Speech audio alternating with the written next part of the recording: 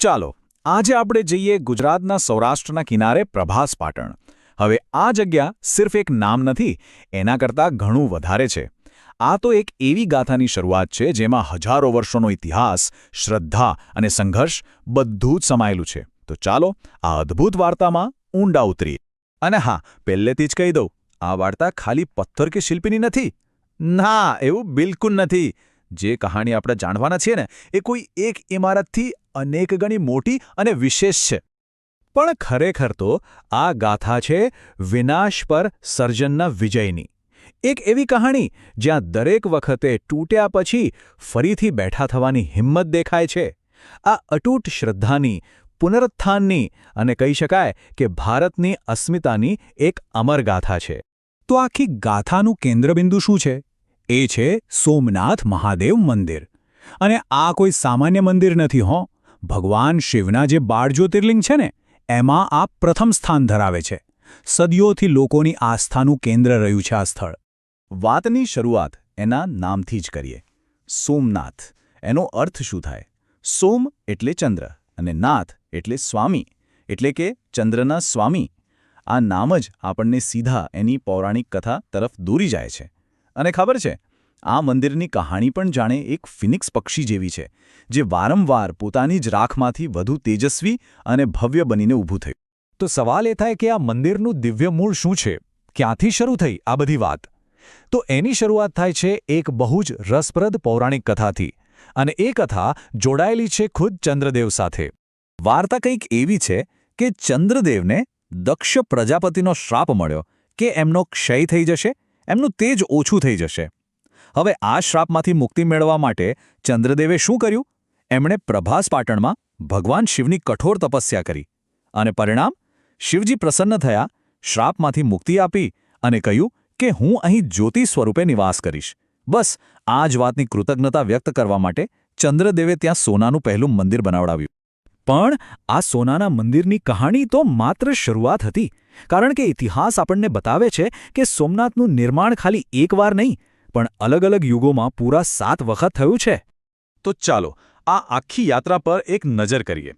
જુઓ, સતયુગમાં ચંદ્રદેવે સોનાનું બનાવ્યું, પછી ત્રેતાયુગમાં રાવણે ચાંદીનું અને દ્વાપરયુગમાં ભગવાન શ્રીકૃષ્ણે સુખડના લાકડાનું.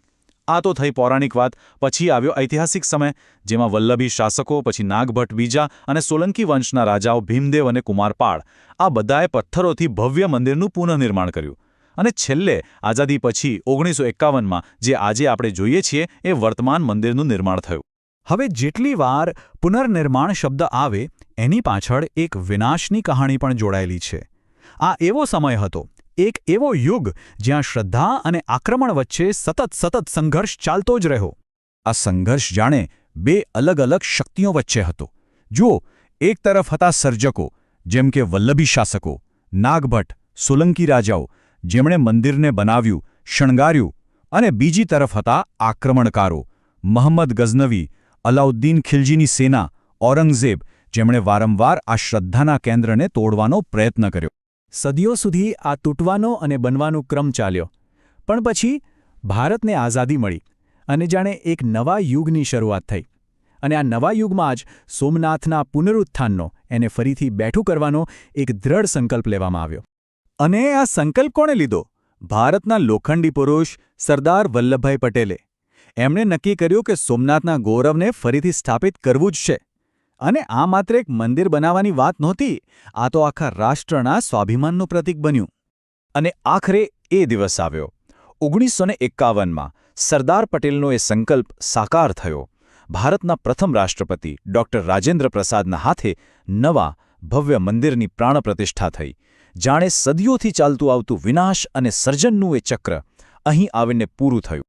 તો આજે જે સોમનાથ મંદિર આપણે જોઈએ છીએ, એ ખાલી એક પૂજાનું સ્થળ નથી, એનાથી ઘણું વધારે છે. એ એક અમર વારસો છે. અને આ વારસામાં જ્ઞાન અને સ્થાપત્યના એવા રહસ્યો છુપાયેલા છે ને, કે જાણીને આશ્ચર્ય થાય. ચાલો એક સવાલ પૂછું. શું લાગે છે પ્રાચીન ભારતીયોને ભૂગોળનું, પૃથ્વીના ગોળાર્ધનું કેટલું જ્ઞાન હશે? કદાચ આપણે જે વિચારીએ છીએ એના કરતાં ઘણું વધારે. અને એનો જવાબ સોમનાથના પ્રાંગણમાં જ છુપાયેલો છે. વિચારો તો ખરા, મંદિરના પરિસરમાં એક બાણ સ્તંભ છે, અને એના પર એક વાક્ય લખેલું છે, આ બિંદુથી દક્ષિણ ધ્રુવ સુધી સીધી રેખામાં જમીનનો કોઈ ટુકડો નથી. અકલ્પનીય છે નહીં? મતલબ કે સેંકડો વર્ષો પહેલાં આપણા પૂર્વજોને કેટલું ઊંડું ભૌગોલિક જ્ઞાન હતું એનો આ જીવતો જાગતો પુરાવો છે. અને વાત ખાલી જ્ઞાનની નથી. એનું સ્થાપત્ય પણ એટલું જ પ્રભાવશાળી છે. એનું 155 ફૂટ ઊંચું શિખર જાણે આકાશ સાથે વાતો કરતું હોય. અને એના પરની ધ્વજા, ખબર છે, દિવસમાં 3 વખત બદલવામાં આવે છે. આખું મંદિર ચાલુક્ય શૈલીમાં બનેલું છે, જેની કોતરણી અદ્ભુત છે. અને આટલું ઓછું હોય એમ, નજીકમાં જ હિરણ, કપિલા અને સરસ્વતી, આ 3 પવિત્ર નદીઓનો ત્રિવેણી સંગમ આવેલો છે, જેની દિવ્યતામાં ઓર વધારો કરે છે. તો આ આખી વાતનો સાર શું? એ જ કે સોમનાથ એ માત્ર એક મંદિર નથી. એ તો સમયના દરેક થપાટા સહન કરીને પણ અડીખમ ઊભેલી ભારતની શ્રદ્ધા, એની સંસ્કૃતિ અને એની સંકલ્પ શક્તિનું જીવંત પ્રતીક છે. આ એક એવી ગાથા છે જે આપણને શીખવે છે કે ગમે તેટલો વિનાશ થાય પણ શ્રદ્ધા અને સર્જનનો ક્યારેય અંત થતો નથી.